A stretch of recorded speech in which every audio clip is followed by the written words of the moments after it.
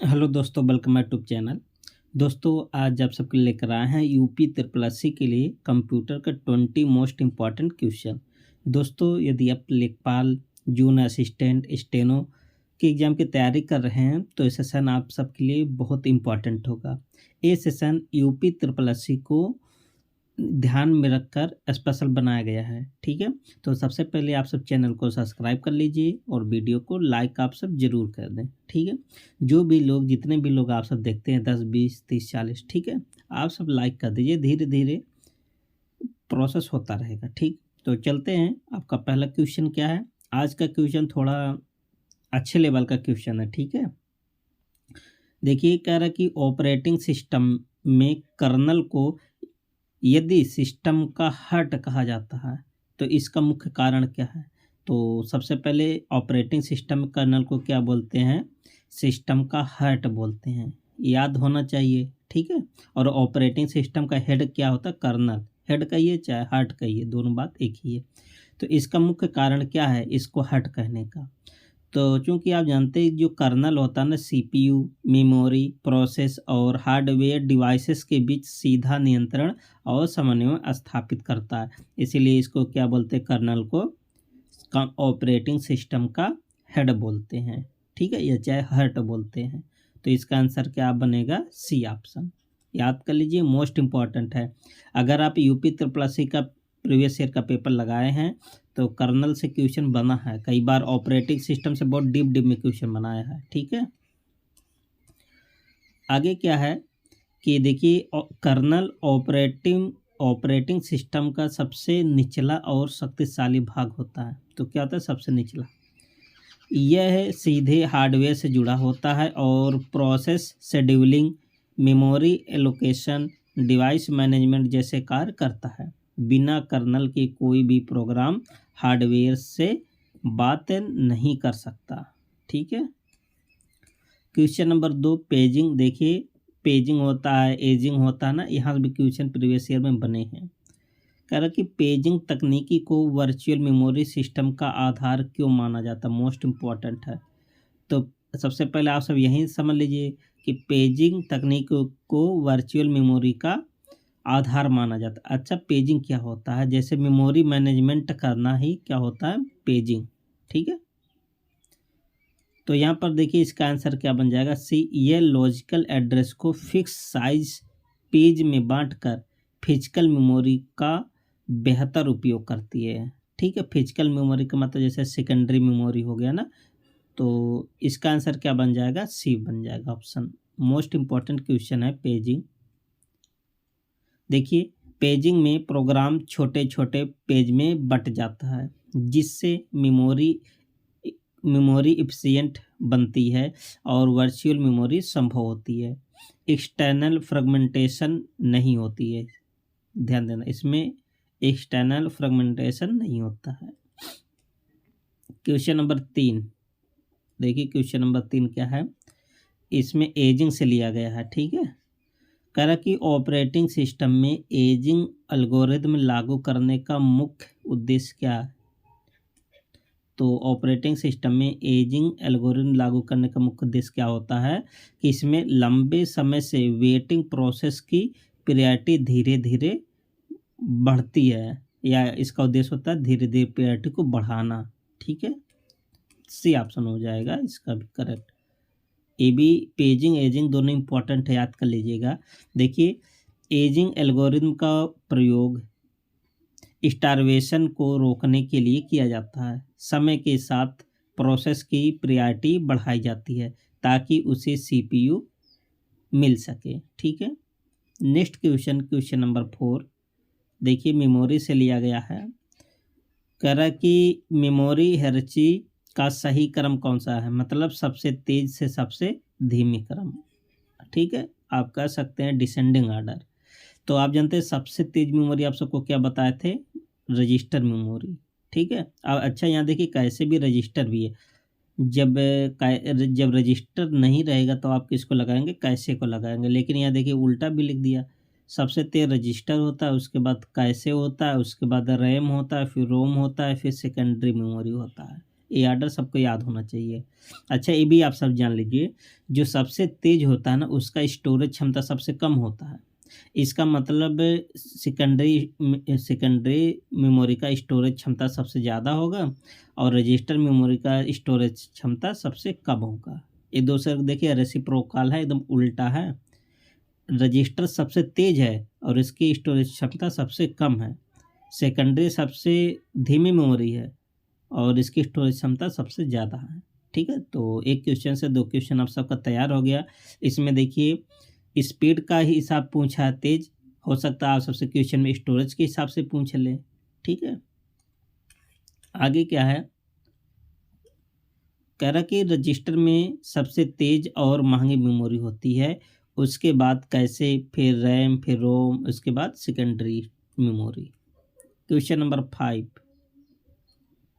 Question number 5 email से है। कह रहा कि निम्न में से कौन सा कथन ईमेल एड्रेस के संबंध में पूर्णतः सही है। पूर्णतः मतलब 100% सही की बात किया। ठीक है, कह रहा कि ईमेल एड्रेस में एक से अधिक @ हो सकते हैं। नहीं, एक से अधिक नहीं।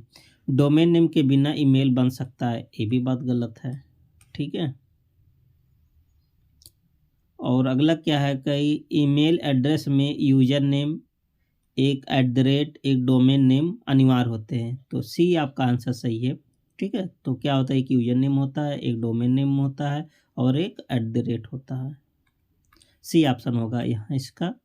देखिए ईमेल एड्रेस की संरचना निश्चित होती है। ठीक है, जैसे जो @ के बाद इधर लिखा होता है इसको बोलते हैं यूजर नेम, इसको @ इसके बाद क्या बोलते हैं, डोमेन नेम, फिर एक्सटेंशन होता है।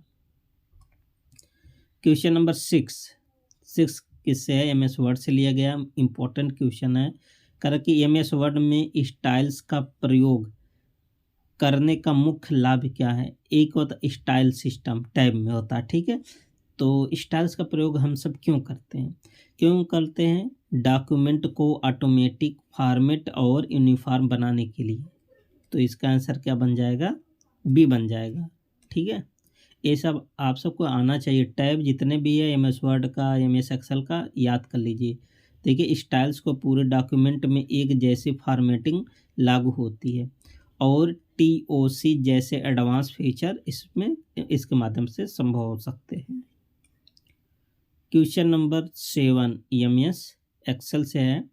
कह रहा कि एक्सेल में सम इसका दिया फिर उसको काउंट दिया है, किसका परिणाम देगा। देखिए अगर मान लेते आप सबको नहीं आता है, मैं तो थोड़ा बहुत आता है।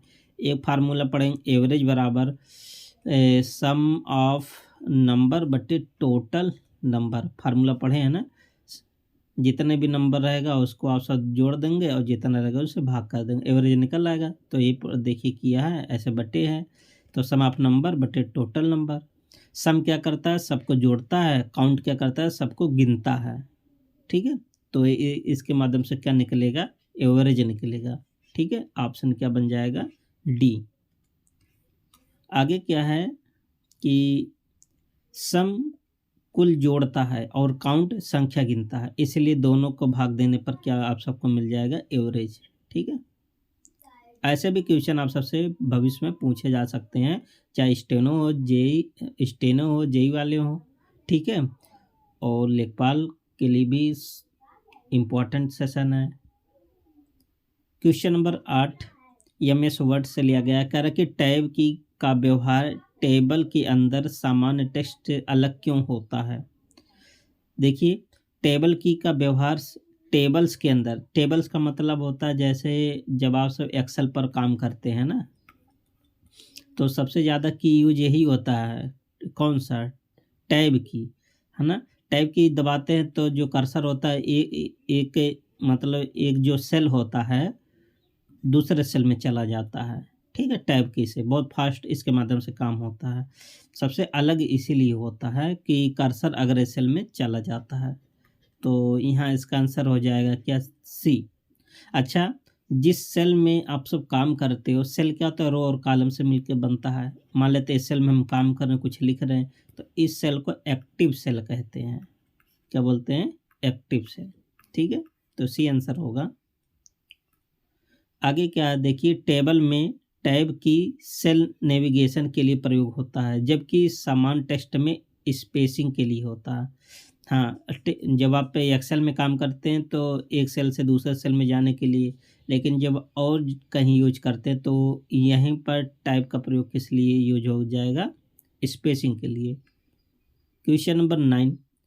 दोस्तों क्वेश्चन नंबर 9 बताने से पहले आप सबको बता दें कि आप यदि जून असिस्टेंट, यूपी लेखपाल, जेई स्टेनो की तैयारी कर रहे हैं तो यूपी जीके प्लस कंप्यूटर के डिटेल नोट्स के लिए, मतलब इसको आप कम से कम 2-3 बार पढ़ लेंगे ना तो बहुत अच्छा स्कोरिंग करेंगे। ठीक है, तो जितने भी स्टूडेंट लिए हैं और जो आप सब इसी को बार बार रिवाइज कीजिए। ठीक है, तो बहुत सारे स्टूडेंट ने बताते भी हैं, फीडबैक भी देते हैं कि लेने से पहले क्या हमारा स्कोर टेस्ट में आता था और लेने के बाद क्या आ रहा है। ठीक है, अच्छा रिस्पांस मिलता है, बहुत अच्छा लगता है आप सबकी बातों को सुनकर। ठीक है, तो जितने भी लोग लिए हैं आप सब अच्छे से तैयारी कीजिए, और जितने भी लोग अभी नहीं लिए हैं तो आप सब डिस्क्रिप्शन बॉक्स में जाएंगे, वहाँ कॉन्टैक्ट नंबर होगा, आप वहाँ से संपर्क कर सकते हैं। ठीक है,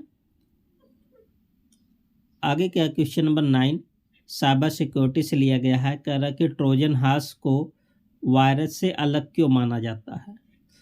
अच्छा, ट्रोजन हॉर्स को वायरस से अलग, आप जानते हो जो ट्रोजन हॉर्स होता है ना, एकदम ओरिजिनल फाइल की तरह दिखता है, उपयोगी की तरह दिखता है, लेकिन फिर बाद में खतरनाक होता है। ठीक है, ये क्या होता है, उपयोगी सॉफ्टवेयर के रूप में छिपा हुआ रहता है। ऑप्शन क्या बन जाएगा, बी। देखिए, ट्रोजन हॉर्स जो होता है ना, वैध सॉफ्टवेयर के रूप में धारण करता है और यूजर को धोखा देता है, और ये खुद रेप्लिकेट नहीं होता है। ये इम्पॉर्टेंट है। ठीक है, क्वेश्चन नंबर 10 देखिए, कह रहा है कि ओयासाई मॉडल की कौन सी लेयर डेटा को इनक्रिप्ट और कंप्रेस करती है। ये आप सब याद कर लीजिए, आप सबको एक सेशन में पूरा ओएसआई सिस्टम ही बता दिए थे। ठीक है, तो क्या बताते हैं, प्रेजेंटेशन लेयर का काम ये होता है।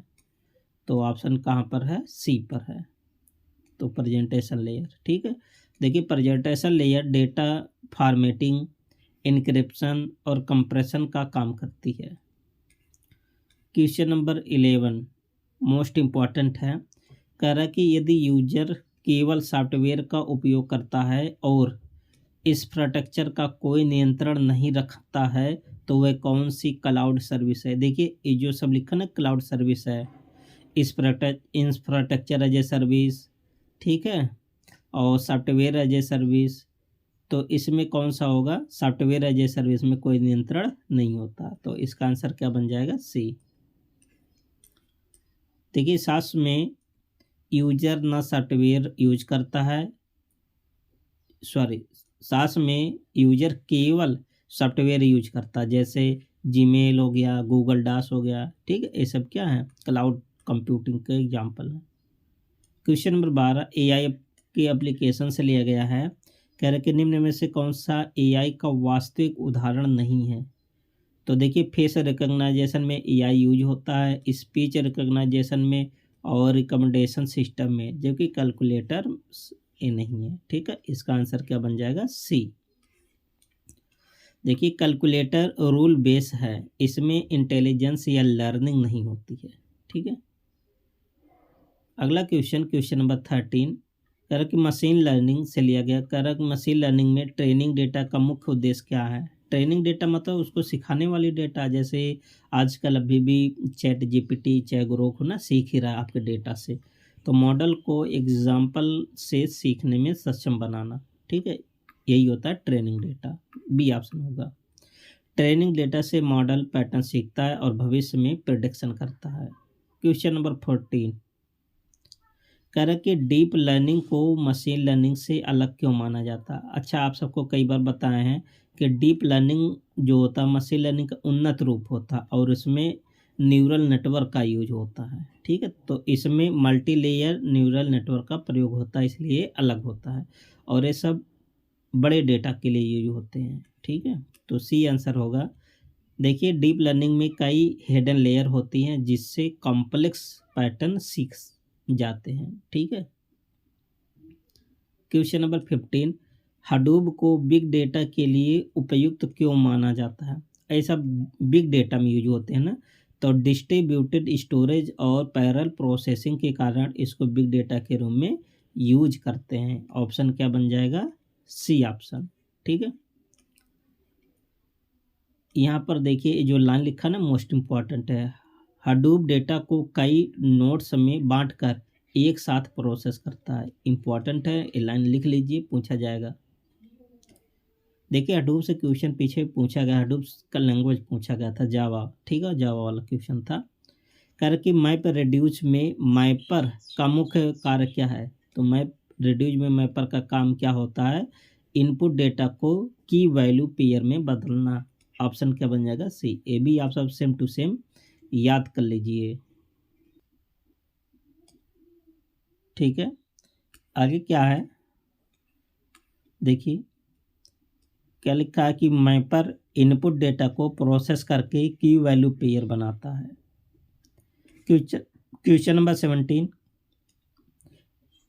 कह रहा कि कैसे मेमोरी का प्रयोग क्यों किया जाता है? आप जानते हैं सबसे तेज रजिस्टर होता है, उसका कैसे होता है? ठीक है, ये सब सीपीयू के बीच किया जाता है। क्यों? स्पीड को बढ़ाने के लिए। देखिए सीपीयू और रैम के बीच स्पीड गैप कम करने के लिए इसका प्रयोग किया जाता है। तो आंसर क्या बन जाएगा? सी। कैसे तेज मेमोरी है जो बार बार उपयोग होने वाला डेटा रखती है। ठीक है, कह रहा कि ईमेल में सीसी और बीसीसी का अंतर, ब्लाइंड कार्बन कॉपी, इसमें हिडन होता है, इसमें हिडन नहीं होता है। ठीक है, तो बी आपका आंसर सही होगा। कई बार क्वेश्चन आप सबको बताए थे, तो सबका सही होगा बी क्वेश्चन इसका। क्वेश्चन नंबर 19 साइबर सिक्योरिटी से लिया गया है। कह रहा कि फायरवॉल का मुख्य उद्देश्य क्या है? तो इसका उद्देश्य होता है अनवांटेड चीज़ों को रोकना, तो नेटवर्क ट्रैफिक को फिल्टर करना, अनवांटेड चीज़ को रोकना। ठीक है, तो ऑप्शन क्या बन जाएगा? सी। देखिए फायरवॉल इनकमिंग और आउटगोइंग दोनों, ध्यान देना, आप सबसे ऐसे क्वेश्चन घुमा सकता है, लिख देगा कि केवल इनकमिंग या केवल आउटगोइंग, तो दोनों के लिए यूज होता है। ट्रैफिक नियमों के अनुसार अलाउ या ब्लॉक करता है ना। और आज का लास्ट क्वेश्चन क्या है कि प्रोसेस और प्रोग्राम में मूल अंतर क्या है? तो आप सब बताइए। पहली बार क्वेश्चन आप सब देख रहे हैं तो थोड़ा आप सबको दिक्कत होगी। तो देखिए प्रोसेस क्या होता है और प्रोग्राम क्या होता है ना। प्रोसेस एक पैसिव होता है, जबकि प्रोग्राम एक एक्टिव क्रिया होती है। तो इसका आंसर क्या बन जाएगा? बी बन जाएगा। ठीक है, याद कर लीजिए, नहीं पता था अगर। देखिए प्रोग्राम केवल इंस्ट्रक्शन का संग्रह होता है, जबकि प्रोसेस वही प्रोग्राम होता है जो मेमोरी में लोड होकर एग्जीक्यूट हो रहा हो। ठीक है, तो दोस्तों 20 क्वेश्चन का सेट कैसा लगा? आप सब अपनी राय को कमेंट बॉक्स में ज़रूर बताएं और वीडियो को लाइक शेयर आप सब ज़रूर करें। अब मिलते हैं नेक्स्ट सेट में, तब तक के लिए best of luck, thank you and take care.